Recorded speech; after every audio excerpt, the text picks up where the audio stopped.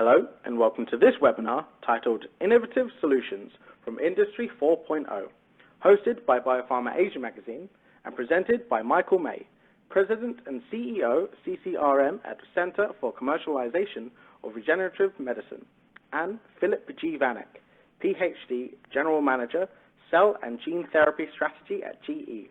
My name is Stephen Edwards and I'll be your moderator. Now please allow me to introduce our first presenter. Michael May is President and Chief Executive Officer of the Center for Commercialization of Regenerative Medicine, a Canadian non-for-profit that develops technologies and launches new companies by supporting both academic and industry activities in the field of regenerative medicine, including cell and gene therapy.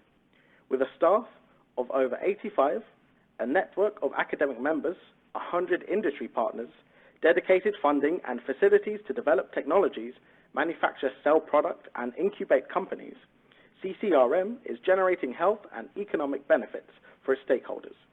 Prior to CCRM, Michael was the president and co-founder of Rimon Therapeutics Limited, a Toronto-based tissue engineering company developing novel medical polymers that possess drug-like activity. Michael sits on a number of boards and advisory committees, including the Center for Commercialization of Antibodies and Biologics, the Entrepreneurship Leadership Council at the University of Toronto, the TO Health, Human and Science Steering Committee, the Cell and Gene Therapy Insights Editorial Advisory Board, the Industry Committee of the International Society for Stem Cell Research, and the Executive Committee Alliance for Regenerative Medicine. He is the chairman of the startup company Excelthera Limited. Dr. May completed his PhD in chemical engineering at the University of Toronto in 1998 as an NSERC scholar and was awarded the Martin Walmsley Fellowship for Technological Entrepreneurship. I will now be handing over to our first presenter. Welcome, Dr. May. Well, thank you very much. It's a pleasure to be here this morning and a pleasure to present alongside my colleague, Phil Vanek, on Industry 4.0. So if you haven't heard already, cell and gene therapy is the hottest sector in biotechnology, in large part due to the success in the CAR T space and the cellular immunotherapies and the efficacy data that has been achieved there. You know, there's been a 73% increase in investment in the sector year over year. In 2018, 11 companies had rounds exceeding $100 million, and we almost achieved an IPO record last year with 17 companies going public. What's interesting is that the valuations of those cell and gene therapy IPOs is about, as of the beginning of this year, about 4 times higher than the biotech average. But we have to realize, in terms of kind of the progress in the field, kind of where we stand in the 4 industrial revolutions that is the topic today. For those that don't know, you know, the evolution of these revolutions, they can be described according to this chart. Industry 1.0 was really the advent of steam and water power a few hundred years ago, mass production at the early 1900s, and then with automation, production, and computers in the 20th century, and now with what is called the connectivity of the Internet of Things and the emergence of machine learning and advanced technologies. So you know, you can look at it this way, or another way to look at it is really the removal of humans from kind of energy production in version 1.1, the kind of removal of humans in mass production and kind of work and workload, and then in Industry 3.0, the kind of removal of humans in arithmetic, and then Industry 4.0, really the removal of humans in predicting the future. And from a commercialization perspective, which CCRM is, it's really about the lowering of cost in each of these sectors, kind of versions, the lowering of the cost of energy, production, the lowering of cost of work, the lowering of cost of doing calculations, and today we're really lowering the cost of predicting work. And the other way to look at it is that for each of these versions or revolutions, there's been the emergence of a series of networks intertwined together to produce not only cost savings but also synergies. And what is interesting, I think, about the cell and gene therapy is, biology is really a series of networks that have evolved over time, and what we're seeing is this integration of the synergy and energy saving networks of biology with our own social and labor networks moving forward. But if I go to the next slide here, we're really at a very, very early stage with respect to cell and gene therapy and with respect to manufacturing. At the academic level, manufacturing is still very manual, open, and disconnected. And as you can see in these photos, humans are really continue to be a large part at this stage. Even at the clinical translations level, manufacturing is still manual, open, and disconnected. Although now we follow good manufacturing practices, there's a requirement for, clean room infrastructure. There's an operation where there's an operator and an observer, and we have a much more sophisticated QC and QA and a quality management system. And of course, the outcome here is for patients, different from the academic research level. But there's still significant increase or significant cost and risk of failure. And even at this stage, we still have the need for lots of the elements of Industry 4.0, and the challenge of scaling is still very, very complex and full of gaps. When we think in this type of a process, the amount of hardware and media to produce 1, 3, 5, and even 50 doses, it's hard to imagine how we might achieve thousands of doses that will be required to meet the needs for these revolutionary products. And conducting this automation is not as simple as producing robots that emulate human behavior as we've seen developed around the world. And there are still challenges in terms of just producing sterile connectors between different unit operations in these processes. So there's still a long way to go in terms of developing Industry 4.0 in the sector.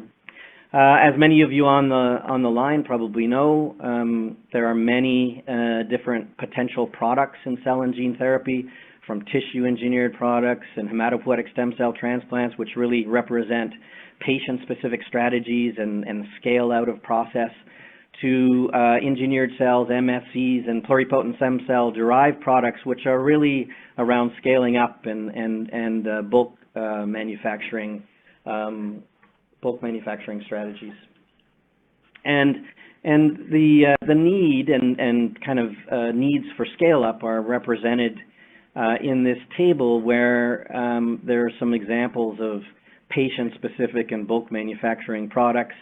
On the left, CAR-Ts, kind of a patient-specific therapy based on hematopoietic stem cells and the expansion of cord blood to treat AML, to MSC-based therapeutics, or even cardiomyocytes replaced by pluripotent stem cell sources. But if you look at the bottom four rows here, where you start to calculate patients per year, cells per dose, doses per batch, and then number of annual batches, for all of these therapies, the number of cells required is into the trillions. And so there's a great need for lots of continued innovation in scaling up a diversity of different products.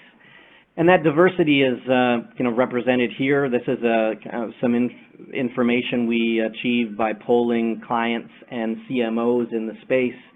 And not only is there a diversity of different products out there, but Those are dominated by the T-cell development and gene therapies, utilizing vectors, particularly AAV. And in terms of late-stage commercial or late-stage clinical for commercial, again, there's a lot of domination by gene therapies and hematopoietic stem cell transplants. What I find interesting in terms of enabling Industry 4.0 in our manufacturing is the next slide here, where we compare the CMO expertise, existing CMO expertise. 8 of the 10 areas of CMO expertise are really around pure play cell manufacturing, still largely around cell types like mesenchymal stromal cells. And few CMOs have hands-on experience in viral vector production, particularly lentiviral production and AAV. And there is very little kind of novel new viral vector expertise in kind of suspension culture in that area. And even rarer is the expertise in pluripotent stem cell expansion. So there's a discontinuity between the expertise of CMOs out there, which are still a very important part of the manufacturing kind of workflow, and where all the money is going in cell and gene therapy. Most of the money is going into the gene therapies and the CAR-Ts, but most of the CMO expertise is in the traditional cell therapy. So just a little bit about CCRM. CCRM is a commercialization vehicle established about 8 years ago to accelerate the commercialization of the discovery pipeline in a network of academic partners that we have, that is complemented by an industry network to provide the market pull to balance the technology push out of our academic partners. It's based in Toronto in a very kind of rich research ecosystem. And as mentioned earlier, we have about 100 employees now, all committed to commercializing in the cell and gene therapy space. What we're really proud of is that we've helped our academic partners attract additional funding as their commercialization partner, and the companies that we've helped establish have now raised over $600 million. Just to give you a very quick summary of the model of CCRM, it really starts with the building of the right kind of ecosystem. And that for us meant building an academic consortia where we could access their intellectual property and propose commercialization pathways forward. And as I mentioned, we use the reputation of those institutions and scientists to build an industry consortium. And now, after looking at hundreds of technologies and starting to spin off companies, we're building an investor network. And it's really that kind of private sector investment that will fuel the model on the back of the seed funding by academia and industry. And we have 6 teams that work at CCRM, but all of those teams really are focused on 3 value centers or activities. The first is proprietary development, where we source promising technology and de-risk that technology and advance it so that it can be bundled into strategic as opposed to reactive company creations, or de-risked for out-licensing to our industry partners. And the outcome of that proprietary development is really an enhancement of the quality of the deal flow in the ecosystem. We also use our team to do fee-for-service work. And those contract services engage our academic and industry partners. And although that generates revenue for us, what it really does is help us build a reputation and, on a project-by-project basis, continue to enhance our capabilities in the field. And then the third thing that CCRM does is we are investors. So we take a piece of the pie when we advance technology or we create a company. And that's all about achieving sustainability so that when we have success in the future, we can return funding back into the team and the ecosystem. In terms of the team, as I mentioned, we have 6 teams. The launch team sources IP and does diligence on it and does regulatory consulting. The advanced team does wet diligence on technologies and advances projects with industry and academia towards company creation and incubates those companies. Bridge is a partnership with GE Healthcare and other technology partners to develop new manufacturing technologies and also to provide kind of fee-for-service process development and scale-up activities, and I'll talk more about this activity. Deliver is our GMP facility, which delivers cells for clinical trials. And the scale team is the team that takes all the opportunities that we find in all these resources and seeds new companies with investment and sources the founding management for those companies so that they can attract investment and be scaled. So the sweet spot for CCRM is this, basically driving therapeutics into phase 1, phase 2 clinical trials at the same time that we invest in those companies to catalyze additional private sector investment and to scale them at the same time that we are focusing on optimizing the manufacturing for these entities. And for us at the current stage, that involves both process development through our partnership with GE and Bridge, but also the kind of development and technology development with a clinical phase GMP facility. Of course, in the future, we want to tie these capabilities to commercial scale manufacturing to develop the full manufacturing offering. In terms of the investment perspective, CCRM is working on 4 new companies within CCRM, but as I mentioned, we've launched 8 companies and we achieved our first exit about 12 weeks ago, which represents our first kind of reinvestment back into the ecosystem. So I just wanted to focus a little bit on the manufacturing side because it is focused specifically on driving Industry 4.0. But early on in our Bridge partnership with GE, we looked at technology gaps for both patient-specific manufacturing and bulk cell manufacturing against various unit operations. And you can start to see kind of hotspots for development around, on the patient-specific side, automation, parallelization, and real-time analysis. And on the bulk cell manufacturing side around post-production processing. And of course, there's common areas and common challenges between the 2 types of manufacturing as well. So we launched this Bridge partnership with GE to start to deal with these gaps in advanced manufacturing.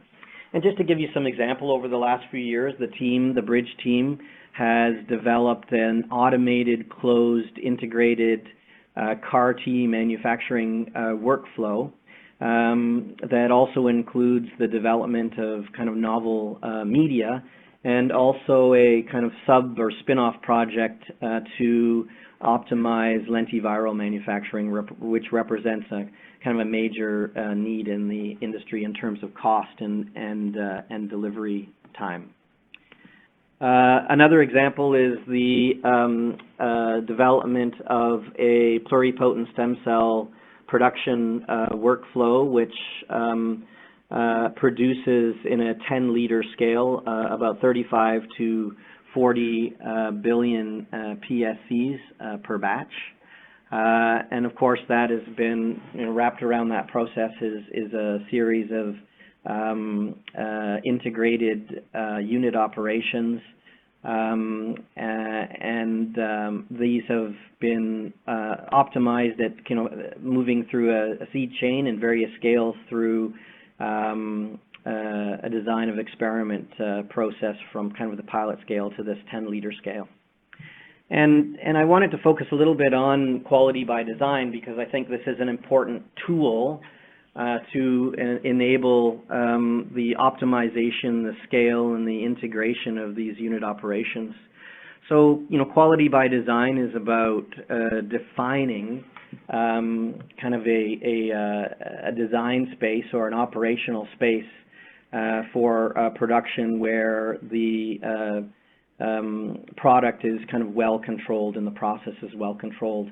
And this really involves defining a quality target product profile for a product, and then identifying kind of through iterative experimentation what the critical quality attributes of the product are, identity, purity, potency, and then tying those to critical process parameters, and ultimately defining through experimentation a control strategy, controlling pH, dissolved oxygen, temperature, kind of the secretion of cells and kind of nutrient consumption, those critical process parameters, and then obviously the quality attributes of the product. And many people on the line here may know this technique, but this is really being used extensively to optimize and design and allow for the integration and kind of analytics within the field. And it really does allow for an approach here discussed in a paper by CCRM employees. Nick Timmons was when he was here, and other academic researchers, Peter Zanstra, this modular approach to bioreactor design, which can facilitate quality by design and kind of optimal process.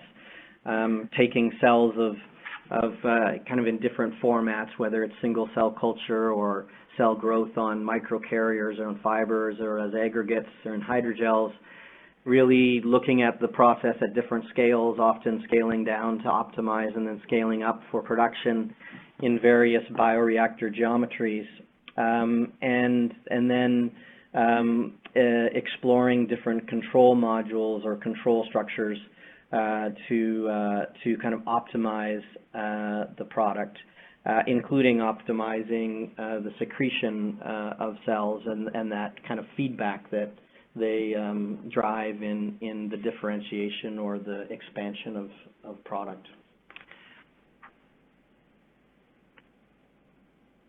So the other thing I wanted to mention was the obviously in the industry there's the development of gene editing technologies and really the emergence of synthetic biology and cell engineering, and here's where we really can start to take control of the product by either engineering in gene regulatory networks or doing experiments to understand these very, very complex networks that are kind of embedded in the biology of these cells to start to produce synthetic circuits within cells driving, tissue specific cell properties, tissue growth, and ultimately at some point in the future the development of artificial organs and tissues. And this is all part of the complexification of medical products. On the left of this chart, which really goes from kind of left to right, natural to synthetic, and from simple to complex. On the drug side, we went from natural products up to through synthetic drugs, and then drugs that are tied to surfaces for and conjugated, up through the kind of biologics array of products, and then as we start to develop cell products from minimally manipulated cells to cultured cells up to engineered cells, where engineered cells are really in the top right quadrant, the most complex and the most synthetic. And on the right-hand side, a representation by Lipset et al. In cell stem cell. You can see that by engineering cells and either engineering in or replacing kind of a function that doesn't exist, or or a kind of a gene regulatory network that is doing something that you don't want, we can start to enhance the potency of cells or start to engineer into those cells the ability to kind of monitor quality and kind of conduct sophisticated analytics, or start to enhance manufacturability, enhance certain production of certain cell types, or their expansion. So lots of opportunity to drive integration and optimization into the system through cell engineering. And Bridge 1.0 is now being transitioned into what we're calling 2.0, where we're taking our kind of our baseline expertise in intensification and simplification and media development and closure and automation into kind of 3 new areas of focus for CCRM and kind of the GE partnership. A further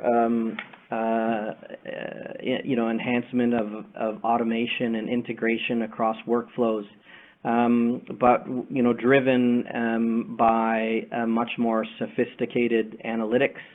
So the development of kind of real-time biosensors and the ability to really create much more sophisticated potency assays and purity and identity assays.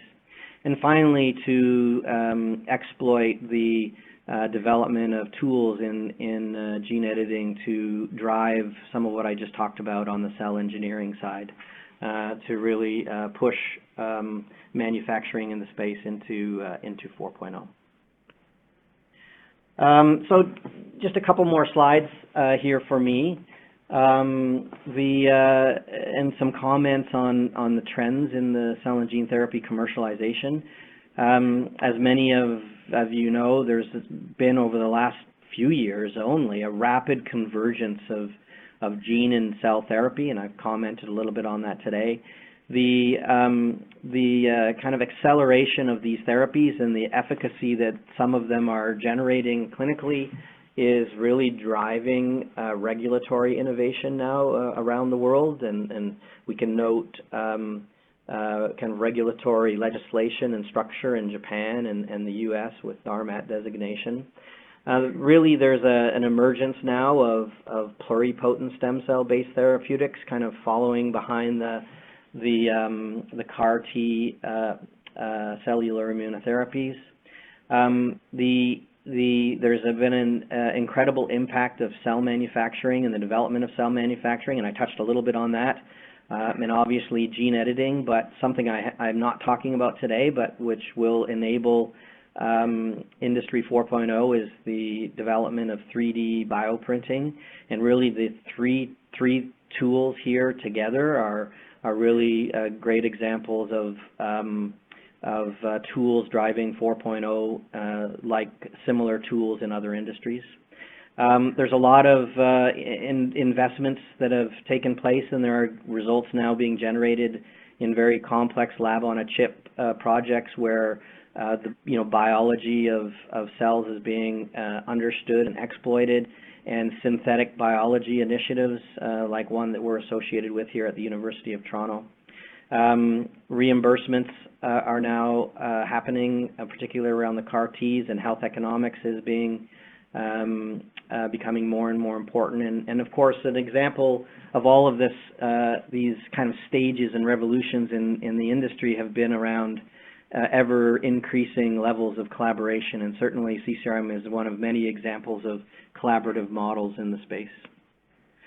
So just a couple of final slides. CCRM has been advancing a comprehensive industry building strategy in the center here, really going from leveraging science and excellence in a community like ours up through enhancing clinical trials and enabling manufacturing, and up to the gaps that currently exist for us, which is liberating risk capital, enabling commercial manufacturing, and in the future driving market access to these products.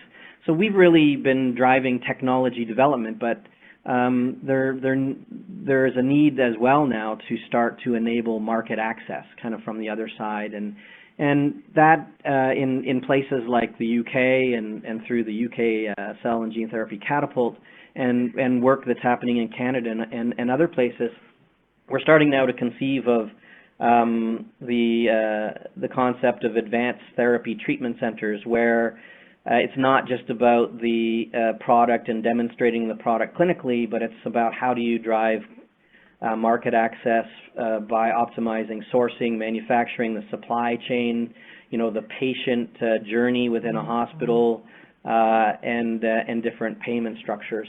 And I think the final slide that I have here really starts to represent that, although today, I focused mostly on that kind of manufacturing optimization and the idea of smart factories where unit operations are integrated and driven by strong real-time analytics. There's a whole host of other elements that will define the kind of industrial internet, or the overall network that defines Industry 4.0 for cell and gene therapy through complex infrastructure.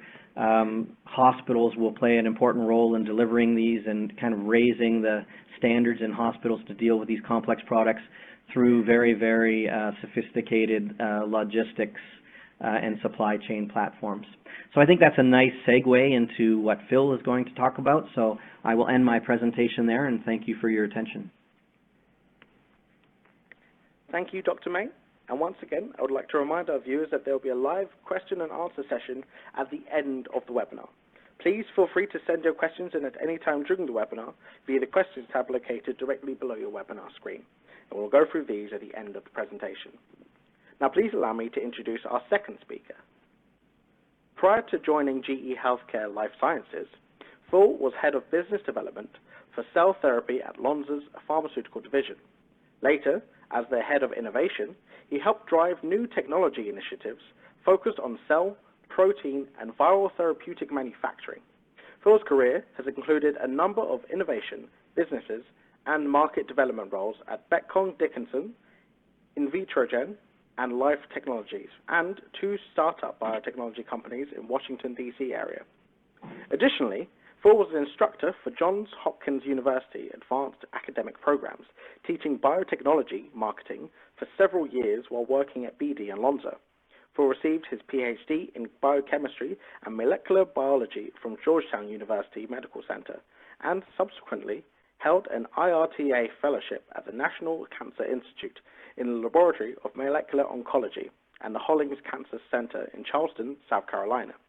Phil is an active board member of the Alliance for Regenerative Medicine and the ARM Foundation, as well as the Center for Commercialization of Regenerative Medicine in Toronto. Phil has published a number of industry position pieces and serves on the editorial board of Cell and Gene Therapy Insights. I'll now be handing over to our second presenter. Welcome, Dr. Vanek. Great. Thanks, Stephen, for that introduction, and thank you, Michael, for setting this conversation up. Perhaps most importantly of all, thanks to all of you who are taking the time out of your morning, afternoon, or evening to join us today. So thanks for that. I don't think I can talk about Industry 4.0 without making forward-looking statements, so this is our disclosure.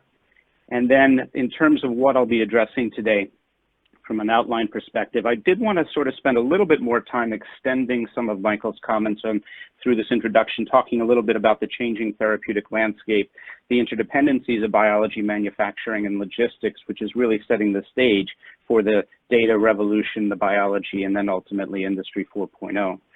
Then I want to sort of talk a little bit more practically and start to connect some of the dots, get out of the academic space and talk a little bit more practically about process analytics, automation, logistics, and then fundamentally how digital integration leads to factory automation, digitization, connectivity, and ultimately delivering these therapies that are going to have a transformative effect in healthcare. So let's start there. If I think about some of the major trends, and Michael, you did a nice job setting this up, I see 3 major events happening sort of consequently or coincidentally, where there is this trend towards personalization of medicine.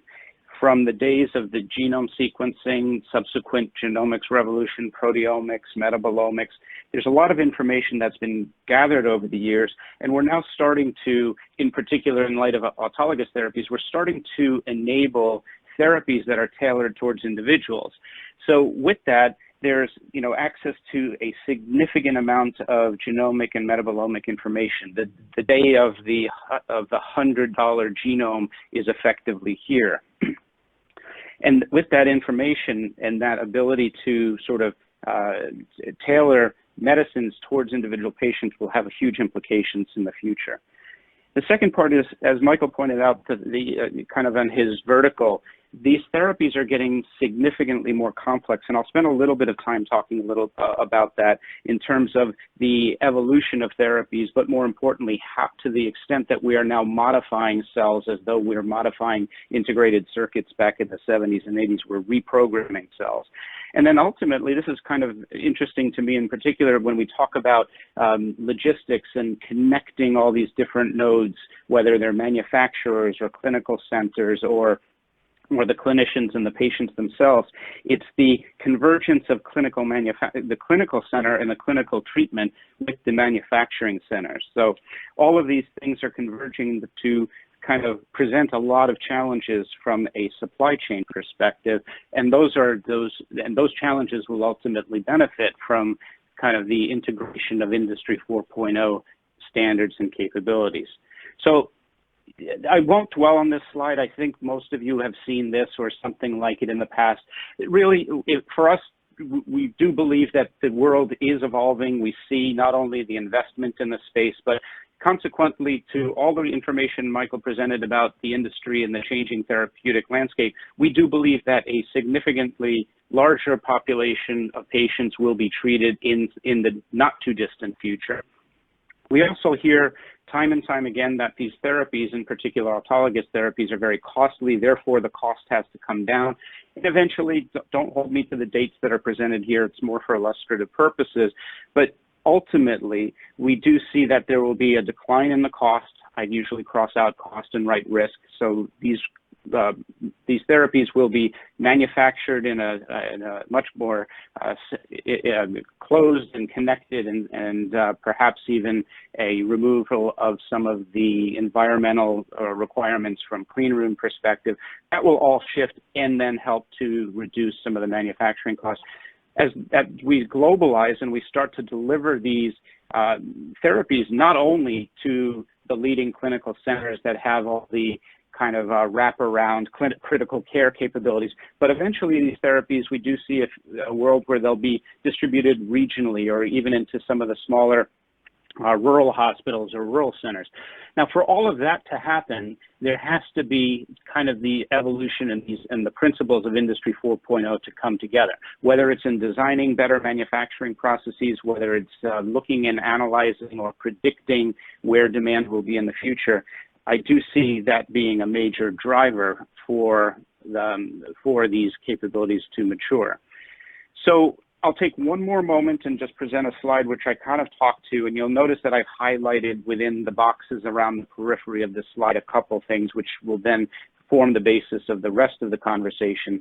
But I like to think about kind of regenerative medicine, cell and gene therapy in particular, as the convergence of three key areas. There's the biology, which is where the therapeutics get manufactured and developed and invented.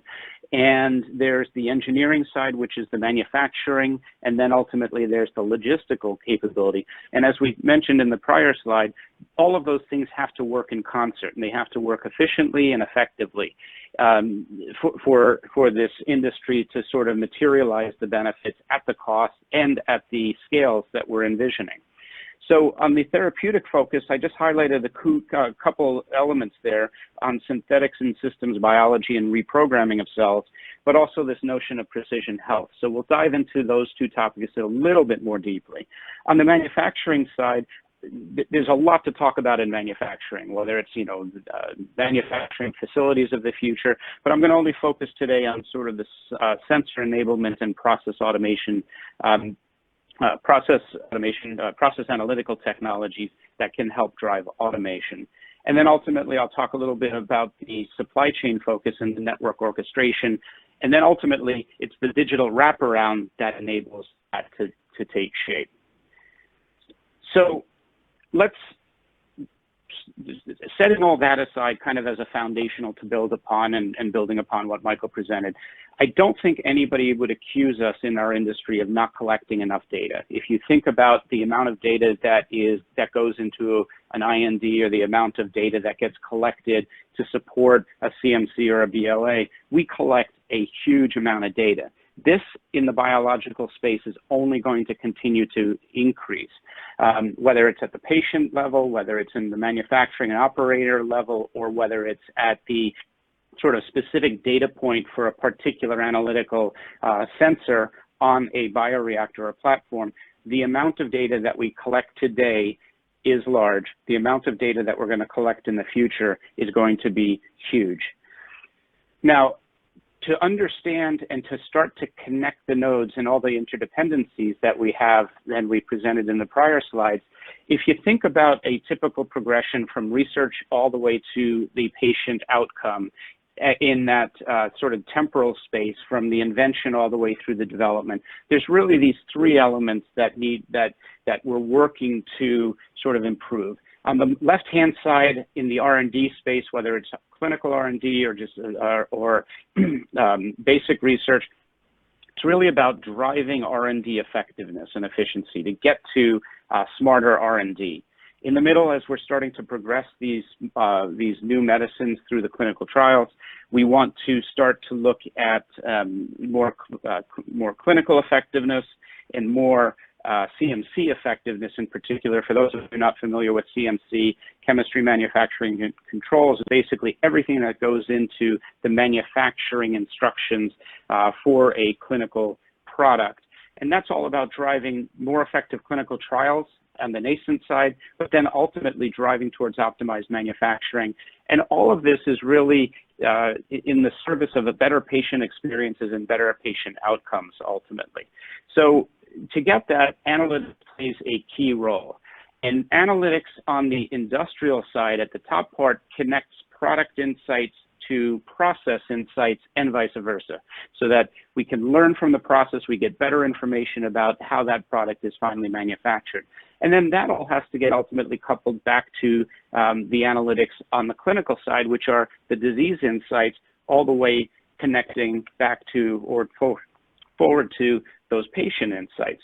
So connect the amount of information, the amount of data, and then the ability to sort of seamlessly connect information and, more importantly, knowledge or insights between the product and the manufacturing and the disease state and the patient is sort of at the heart of what we believe Industry 4.0 will enable. So a little bit of the high level, talking a bit more about the biology. You know, cell and gene therapies obviously present a host of new challenges. Well, a lot of old challenges as well. Obviously, highly variable starting materials. This concept of cell engineering, I'll come to in a moment. But the analytical technologies are not where they need to be to support this. And then there's one thing that we'll talk a little bit about briefly, and it's probably the subject of a much larger discussion or a future webinar, which would be about the ability to have very highly trained and highly curated data sets for looking at machine learning and training biological information into our Industry 4.0 way of thinking. So this slide is a bit of an eye chart. I'm going to just focus on a couple things, but the takeaway from this slide is future therapies, and I would almost be willing to bet that all future therapies at some point in time will have some level of engineering done to them. Now, if we think about this slide comes from a really great review on CAR-T from Carl June's lab. If we think about what that reprogramming is trying to do, on the left-hand side, you can see kind of the progression from first generation, second generation, third generation CAR-T, where initially it was all focused on recognition. Then it became recognition and control. Next generation were, survival in the tumor microenvironments. These are the vectors of improvement that therapeutic designers are trying to deliver to make sure that the next generation therapies not only work in liquid tumors, but also start to work in solid tumors and potentially even outside the cancer space in other areas of interest as well. So the ability to design new next generation therapies for recognition, for survival in the microenvironment, for Boolean decisions, on-off switches and the like is going to be a critical component. But if you think about biology as we understand it today in its fundamental form, the ability and the layering on and starting to be able to reprogram is going to drive a huge amount of change in the future. So, you know, today, bigger and more complex data sets require deeper biological understanding. We still need to understand the biology as it stands today. And at the same time, deeper biological understanding requires bigger and more complex data sets. So there's no shortcut in biology. We're not going to we won't get around this or away from it. We just have to do the heavy lifting and go through it. And some of the principles of quality by design and other things that Michael had alluded to earlier become sort of critical to enabling this. In the context of experimentation, and we think about that kind of the scientific method and how it pertains to Industry 4.0, if we follow this circle wheel on the left-hand side, you know, this is really all about annotating data. It's about, you know, sort of at the bench level, collecting data, and then integrating and pulling from the literature any external data. Moving around, it's then to start to integrate data, associating biological objects, looking at quality control and data transformation. Then we move into the realm of data modeling, where we can start to apply statistical methods, potentially with good curated data, machine learning, and then visualization. We still are biological creatures, so visualization is a very powerful tool to look for connectivity between within these networks. And then we start to annotate and build those data sets, and then we sort of continue around the circle and rinse and repeat several times as we start to improve the body of data, and then we start to mine that data effectively. On the right-hand side, it's really about the kind of the two stages, and you'll notice two things. One is, on the left-hand side, the data integration strategy from early integration to late integration is really what Michael was alluding to earlier in his talk, where he's talking about the complexity of these systems becomes quite a bit more, the intensity of the complexity rises dramatically. On the right-hand side, it really is about starting to glean and starting to collect information from the complexity. So from very simple systems up to more complex systems, ultimately to the point where if we have enough in silico understanding or in silico modeling achieved of a biological system, we can then start to predict outputs. And that is critical to whether it's a simple factory automation, whether it is a biological system, or whether it's the interplay between a full logistics and interrelated factory logistics and supply chain. All of that where we can track and identify not only failure modes, but we can start to do a lot of work without actually having to work from a de novo position. And obviously the quote here, I won't read it, it just talks a little bit about that, the complexity and how noisy and messy data is today, but that's okay in where we're going. So again, I just set another little bit of a foundation of the connectivity and this concept of nodes. The way we reduce this and sort of distill this down into very practical terms, and for the purposes of this presentation today, we tried to map out, and we're probably missing parts here and there, but we've tried to map out the connectable elements, or what I call subroutines, that sort of work from a collection of a patient's material, whether they're a donor or the patient themselves, through to a series of discrete steps that form kind of a conceptual basis that can get stitched together to build almost any manufacturing platform that we envision that would be required, whether it's for tissues, whether it's for cells, autologous, allogeneic, stem cells, et cetera, or even, you know, the banking industry. So we see it as a connection of these subroutines, and then the ability to develop and build new technologies in each of these spaces is kind of where we are today in Industry 3.0. We're just trying to come up with better unit operations and starting to have connect these things together. And then we'll slowly, in the bottom of this, you'll see that we'll slowly start to build very flexible and modular systems that can connect together and then be repurposed as scale changes or as the biology changes. So that's going to be a huge change. Really, the only commercial slide that I want to get into today is kind of like today's workflow is the combination of a number of discrete unit operations that get put together. Now, the industry evolved from a position where we took a lot of equipment from the blood processing or bioprocessing industry and repurposed it. And now we're starting to see the next generation tools and technologies emerge, which again are looking more at the subroutines that can be combined and coordinated into one single working unit and then combined in new ways to make new therapeutic purposes. Now, in today's world, not Industry 4.0, but in Industry 3.0, that all has to be underpinned by strong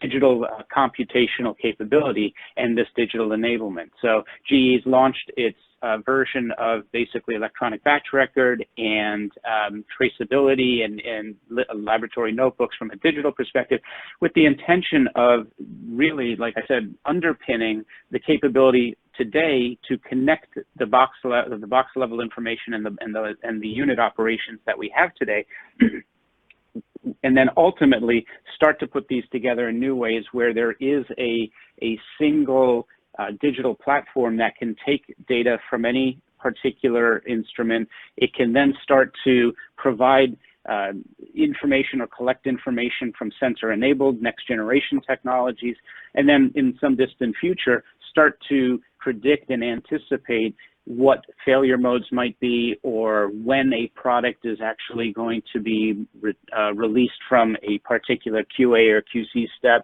and starting to rely much more on kind of the biological information that gets pulled or solicited from the process itself. If we talk a little bit about that next generation of sensor enablement and process analytics, then we start to really get into this world where, and you can see I'm trying to be very highly alliterative here to keep it pretty straightforward, but you know, on the patient side, we have a very highly variable component in the supply chain. On the process side, we have a very highly controlled and regulated environment. And then on the product side, we have typically a drug release or a clinical release in a very highly regulated environment. So between the patient and the heterogeneity of the patient, the process with all of the different metrics and trending analysis and automation that's required for manufacturing, all the way to the product, we do require new tools, new technologies, both at the sensor level, but also at the ability to aggregate information from those sensors, make sense of them, and then turn that back into a control and a feedback so that we can ultimately control and automate the platforms. As we move forward to a sensor-enabled framework, we will then start to have very high value and high impact data correlations.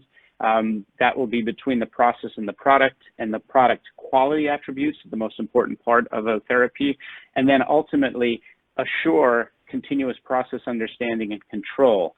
So all of this can then connect not only the devices and the boxes that we have today, but also start to link in with consumables and the media and reagents, such that a factory is effectively a smart and kind of evolving to different demands and different geographic requirements in a regulatory perspective. Now, today, again, like you'll hear me say this a couple times about underpinning information. We do collect a lot of information in the bioreactors that we use today. Here's a simple example of using first principles in a bioreactor where we can measure the relationship, for example, between dissolved oxygen and the cell density in culture. We can also determine the relationship between the rocking rate and the cell density in culture. And then ultimately, we can use some of those readouts and relationships that we have, dissolved oxygen, for example, where we can extrapolate what the T cell concentration is. So this is using a single sensor and a cell counter, we can start to build a data set where we can model, and we can plug this information in to a digital model. What that looks like, and some of you may be familiar with this expression of a digital twin, is the ability to basically in silico create a virtual version of a bioreactor, which allows you to do two things. It allows you to do really some of the design of experiment and look for critical paths in the process. It allows you to think a little bit in silico without having to do the expensive lifting. Some process development experiments in a 100-liter bioreactor can be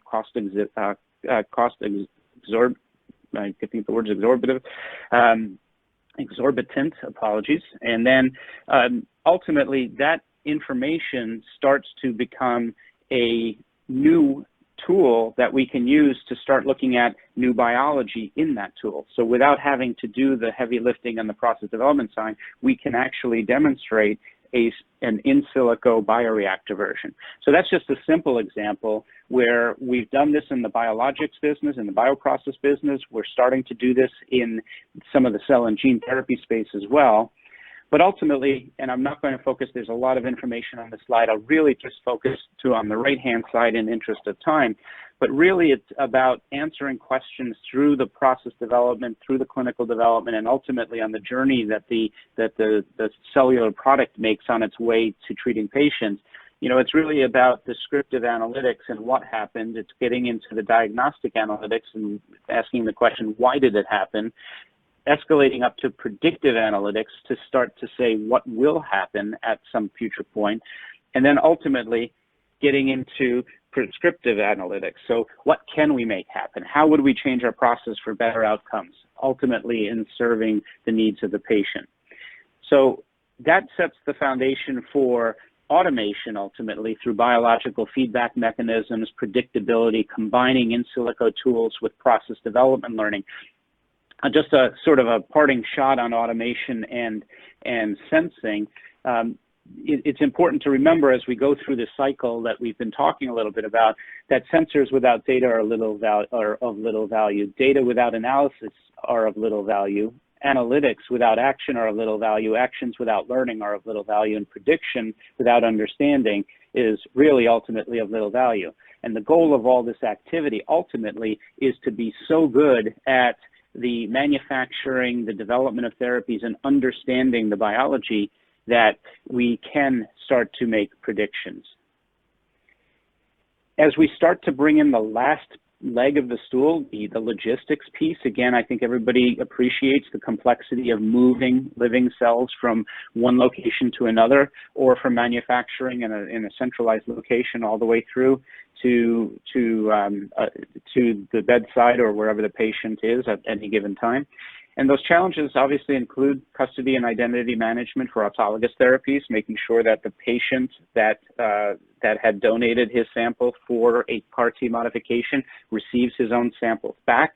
It's also important for capacity scheduling, connecting the lab, the patients, and any samples. And then ultimately, it's about monitoring and managing the product viability during the transportation. So one comment on the cryo chain element: most samples today are cryopreserved for transportation. I think that's going to continue just because of the quality of the cells is substantially better than if they potentially exceed a shelf life and they are not cryopreserved. It puts them into stasis for a period where you have more control of the supply chain.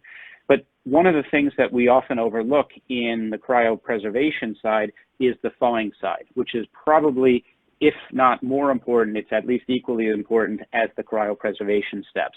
And again, GE has invested a lot of time and energy in sort of building out a capability in the cryo chain and the logistics and delivery. All of that, you'll see this word chronicle showing up once again, all underpinning that capability and starting to build on that capacity. All of this information then gets collected. I only have a couple of slides left. All of this information, and I'll go through this one in particular quickly, all of this information collected from the biology, from the manufacturing, from the process analytics, from the logistics, allows us to start to look at where are we today, build a baseline model on manufacturing, look at understanding what a single change or a couple of the changes that we might be looking to introduce in the future might sort of introduce into that system. And then we can start to simulate all these processes. We can simulate at the bioreactor level, as we've shown. We can simulate at the process level, we can simulate at the factory level, and all of this ultimately allows us to start to make better decisions. And more importantly, before building new bricks and mortar for a factory, understanding what changes and all of the interconnectivity and the interdependencies of the biology, logistics, and the manufacturing, it allows us to start modeling all of these things in a way that we can make smarter decisions more quickly. Where are we today? It looks something like this, right? As we build up from machine level, the industry is migrating now towards the SCADA level and then manufacturing enterprise systems level. So all of this is enabled today, but it's at that very, very highest level. And that's just still Industry 3.0, but it's that network orchestration that's enabled by the seamless handoff of data, the seamless collection of information and knowledge that comes from that data to get into predictive models that will ultimately sort of underpin or set up the Industry 4.0 constructs that we've been talking about today. Again, Michael showed this slide earlier. There's an old GE slide, and the reason I'm showing this is because it's not a new slide.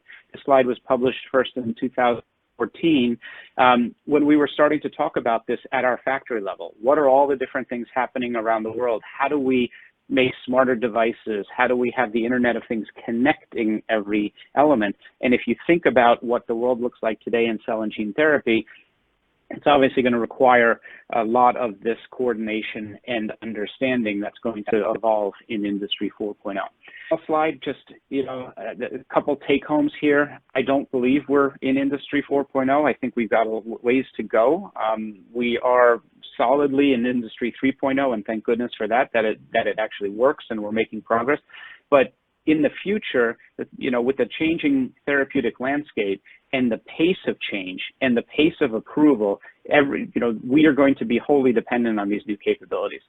The industry's ability to keep up is going to require better integration and translation of that data into knowledge, and that data integrity, data curation, and process analytics are going to be the elements that glue all of this together. And then ultimately, as the world is progressing and looking at new sensing technologies and smart sensing technologies that will not only support the manufacturing and production workflows, but all of that gets connected to patient outcomes in the future. All of that gets connected to quality control and the release of products. All of that becomes a body of information, biological information, manufacturing information, logistics, geographic information, all that comes together to become a very strong cohort of data for future mining. And then finally, I said we're making progress, but I think we still have a ways to go. And with that, I will stop and thank you and turn it back to Stephen, our moderator. Thank you. Thank you, Dr. Vanek. Now we will begin the question and answer segment of the webinar. But once again, I would like to remind the audience that you can still send your questions in via the questions tab located directly below your webinar screen. So now our first question is, based on the presentations today, what does Industry 5.0 look like? Dr. May, would you like to start this off? Yeah, so Phil ended his presentation, saying that we were, still transitioning from 3.0 to 4.0. But if you look at, 5.0, when I think of 3.0 as being the lowering of the cost of doing calculations with computers, and 4.0 as being the lowering the cost of prediction, I think 5.0, one way to look at 5.0 would be, being able to evolve to having computers and systems make judgment. And, still in 4.0, we still have prediction capability, but there's still, humans are there, are required to make judgment. I guess the other way to look at 5.0, another possibility is, biology has been optimizing all of the industry versions through evolution for many years. And so one of the ways to look at 5.0, particularly in the context of cell and gene therapy, would be the integration of the optimized kind of systems of biology with the the human's ability to manipulate biology, and so this integration of computers with biology, the integration, interfaces, but the development of interfaces between biology and analytical systems and computer systems, kind of the bionic revolution, I think will ultimately represent 5.0. I'm not sure what you think, Phil, but yeah, no, I agree. I think you're sort of describing there's a singularity when we switch from machine learning and machine training to real artificial intelligence and that information and the way that we interact with sort of carbon-based and non-carbon-based forms of existence. I think that's going to be the 5.0 is when it's indistinguishable. Right. Maybe too far ahead, maybe too science fiction-y, but. Thank you. Moving on to the next question. Where are we on the industry journey and how far along? Dr. Vanek, would you like to answer this? Sure. It's really hard to see the revolution when you're standing in the middle of it. But I think that's kind of where we are today. All the elements are better understood. If you go into I know we have a global audience today, but if you go into a elementary school or you talk to 10 and 15-year-olds, they understand this notion. They're already so digitally connected. So we are in the middle of this revolution, whether it's in our day-to-day lives, but in particular in the biological field, where the genome was purported to revolutionize our understanding of health, and it did, but not dramatically yet. But I do believe with precision health, precision medicine, all of these things that are evolving, we're smack dab in the transition to Industry 4.0, but it's happening around us. And it's going to be another, probably 5 to 10 years before we kind of saying like, well, wow, that was cool. Look at all the stuff we can do today that we couldn't do. But it's going to be a journey, a migration over into the next generation tools and technologies anyway. So. Yeah, I was just going to add, I think there are elements of Industry 2.0 that we're still struggling with, in terms of kind of utilization of labor and automation. I mean, Ford's auto manufacturing plant was probably more sophisticated in many ways than some of the manufacturing of autologous and allogeneic products today. But there are clearly, so many more advanced tools at our disposal to align all of the features of these various versions of Industry 2.0, 3.0, and 4.0. Phil, you mentioned that we're not quite at 4.0 yet, although there are many tools to enable 4.0. I mean, just the connectivity possibilities are there. But the quality of the data and the curation of the data and our ability to predict anything from it is still very, very low. Mm-hmm. Just on the back of that question then, how long will it take to complete this journey then to Industry 4.0?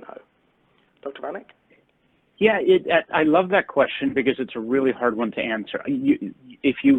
Let me set it up this way. At the State of the Industry meeting by the Alliance for Regenerative Medicine in January in San Francisco, there was a separate meeting that was sort of moderated by some of the ARM principles, which was on artificial intelligence in medicine.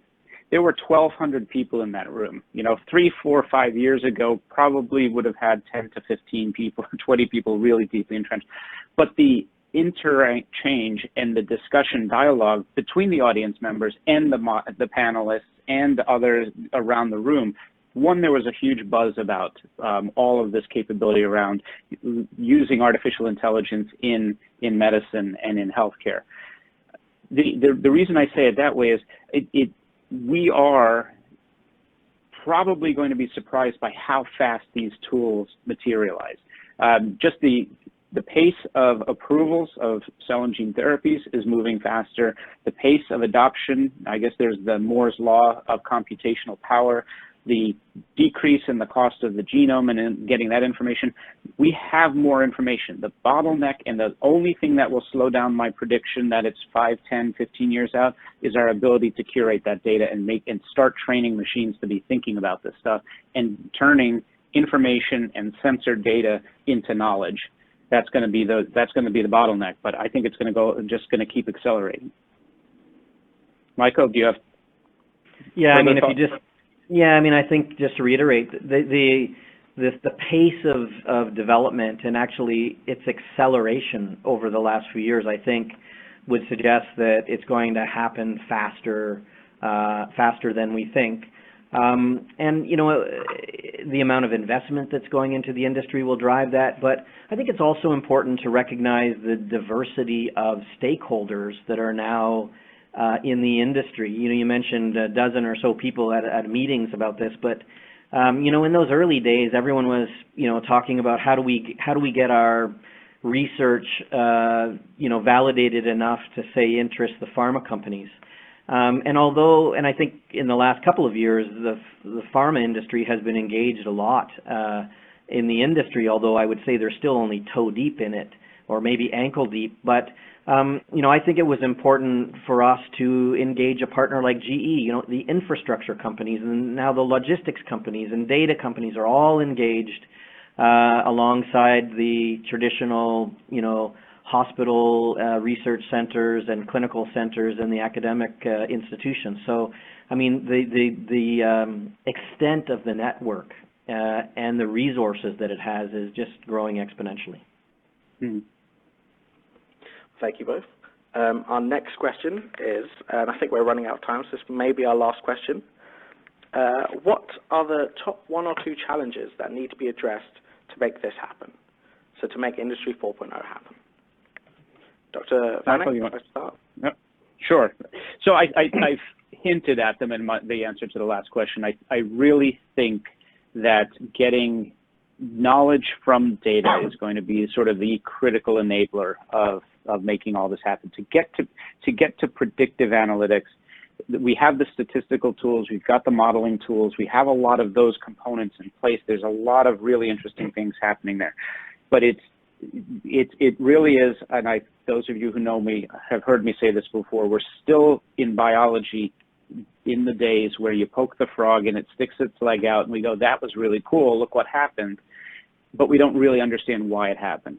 So because the complexity of biology and all the interchange, it's kind of built up of many, many nonlinear systems which interact. It's getting the curated data that if this happens, this happens. And then building that set for training is going to be the big bottleneck, and that's going to take the longest amount of time.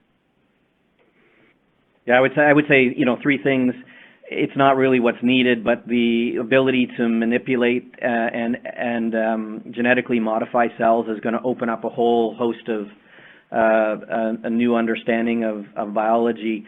But I think we still need to integrate unit operations better, and that's not just on the liquid side and the process side, but on the digital side. So there still needs to be better integration of unit operations, and then just like what Phil said, the ability to measure data through better sensors and analytics that's going to be the icing on the cake in terms of taking advantage of the biology and the integration to get knowledge from the data, and ultimately the ability to predict. And if we can do that, we'll be fully in 4.0. Well, thank you both for your answers, and thank you, audience members, for your questions. Before I finish the webinar, I'd like to take this opportunity to thank our presenters. Once again, that was Michael May, President and CEO of CCRM at Center for Commercialization of Regenerative Medicine, and Philip G. Vanek, PhD, General Manager and Cell and Gene Therapy Strategy at GE, for sharing their knowledge with us. I would also like to remind our audience they can view this and other webinars on demand by visiting biopharma-asia.com/on-demand-webinars. And if you are watching this on demand, then please feel free to send your questions over to me at stephen.edwards@biopharma-asia.com, and we'll get those answers back to you. Thank you, everyone, and have a great day.